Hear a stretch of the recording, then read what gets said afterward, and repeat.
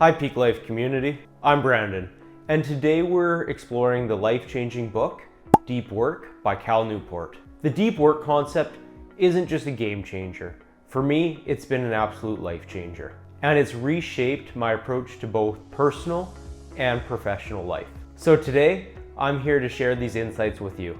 Let's dive in. Deep Work is a book that provides a guide to establishing both the mindset and the practices for achieving efficient, focused, and productive work by minimizing the distractions and allowing you to concentrate on what truly matters. Cal Newport, the author, is a computer scientist and professor, and he argues that the ability to concentrate deeply on something for an extended period of time is an increasingly rare skill, and therefore is even more valuable in today's market, and I couldn't agree more. This book emphasizes the importance of creating time and space for uninterrupted deep work.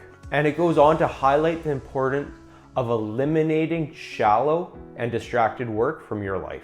So you might be asking, who should read the book Deep Work? This book targets knowledge workers who desire to produce meaningful work. This may include engineers like myself, project managers, writers, creatives, fellow YouTubers, or really any professional in the many fields. So essentially, if you're an individual who wants to develop a skill for productivity, professionalism, and significant outcomes, then this book is for you. So you might be asking, what is deep work versus shallow work? Deep work, as defined by Cal Newport, is the ability to focus without distractions on a cognitively demanding task. It's a skill that allows you to quickly master complicated information and produce better results in less time. And in contrast, shallow work consists of tasks that require little mental concentration, such as status updates, checking emails, and attending most unproductive meetings. Deep work allows for people to dig deeper into the complex problems and develop the skills that allow for success in today's modern economy. Whereas unfortunately, shallow work doesn't offer the same reward or growth opportunities. Cal Newport presents 4 rules for deep work. First, work deeply, where you create rituals to minimize distractions. Second, embrace boredom. Train your mind to focus and not constantly need those little hits of dopamine. Third, quit social media to regain focus. And as of January 1st, I deleted both my Facebook and Instagram off my phone. And fourth, drain the shallows. Minimize all non-essential tasks. And if you want to learn more about what is essential and what is not, watch this book summary of the great book Essentialism. When I first read this book, I really wanted to implement deep work. And using these rules was transformative.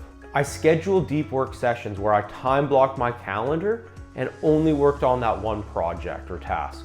I embraced my downtime and allowed boredom to set in instead of constantly needing to update my Instagram feed. And I critically evaluated my use of technology and asked myself if these things were actually helping my work or if they were just causing distractions.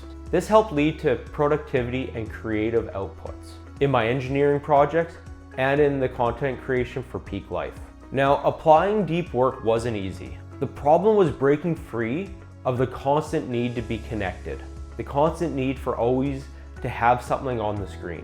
By reading the book a few times and embracing Cal Newport's philosophy, I eventually found a rhythm that helped me, which led to more innovative work and a greater sense of fulfillment.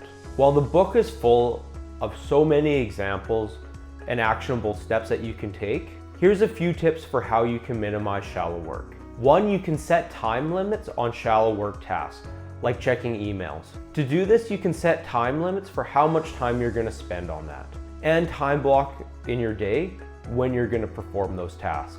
The hard part to this is actually sticking to it. Another tip is, if possible, try to take all these shallow tasks and block them together for times where your energy or your focus is a little low. For me, this is typically later in the day. Tip number 2 is to organize your environment. You want to design an environment that minimizes the distractions and encourages your focus and concentration. Things that I've done is turned off all my push notifications. Try to keep my office, both at work and my home office, clean and free of clutter. And probably the most helpful is remove other digital devices from your field of view. So if you have your cell phone out on the desk, it's a lot harder to focus on your work compared to if you put it away in a drawer. And tip number 3 is to turn off autopilot. Be conscious of the decisions you make throughout the day, as even small decisions or small interruptions can add up to huge blocks of time of distracted shallow work throughout the week. Instead, plan your day so that you have your deep work blocks, and try to create as many deep work blocks as you can. While there's so much information in this book, and I highly recommend you read the entire thing cover to cover a few times, here are my top 3 takeaways.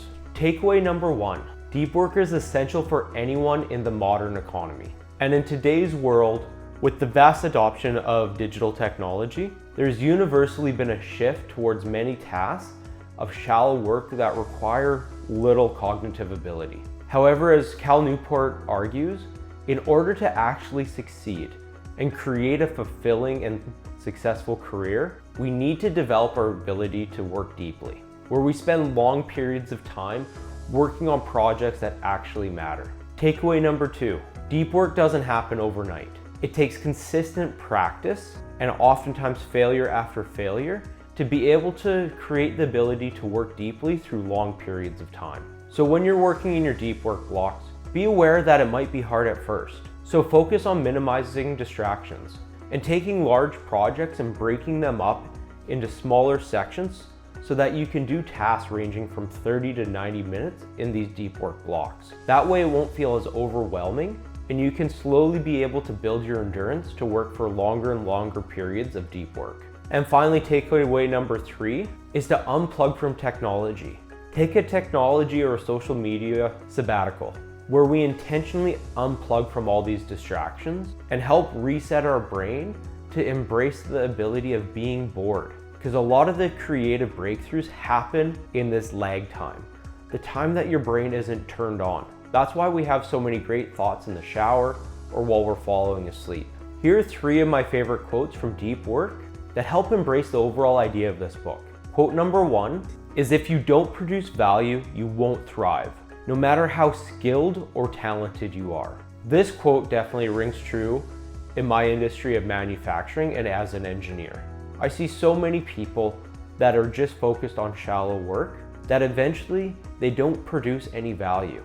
And unfortunately, or maybe fortunately, they eventually get replaced by someone who can perform deep work and get work done, and therefore actually produce value. Quote number 2, 2 core abilities for thriving in the new economy are 1, the ability to quickly master hard things, and 2, the ability to produce at an elite level in terms of both quality and speed. So many of the technologies today and so many of the fields didn't exist 10 years ago, let alone 20.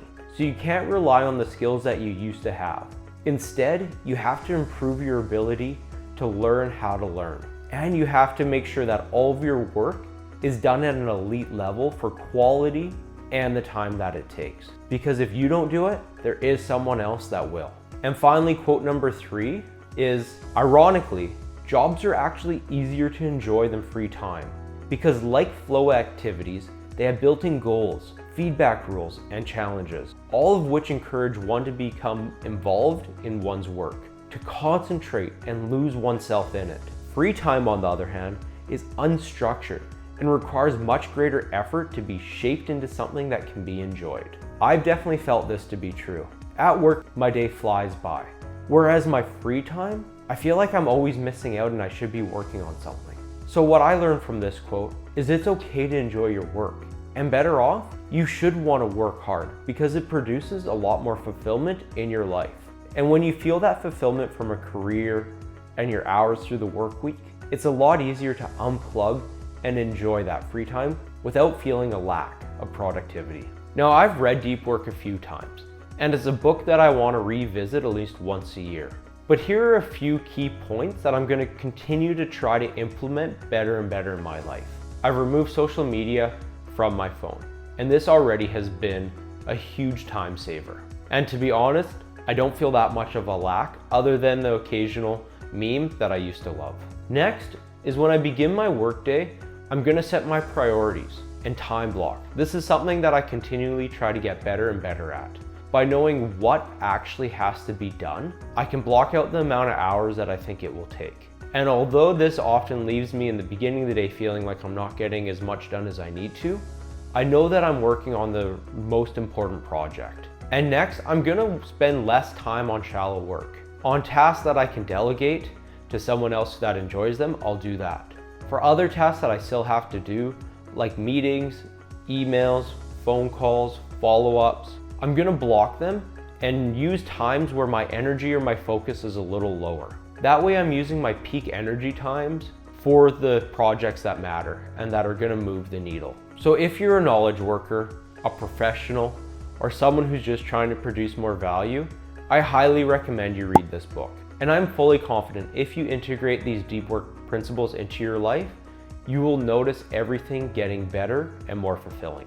Now, before you go, check out this video here, which is my common approach to mastering tough conversations. And if you enjoyed this, please consider liking and subscribing so that I can continue to bring more videos to you so we can journey together to design, build, and live our peak life. See you in the next one.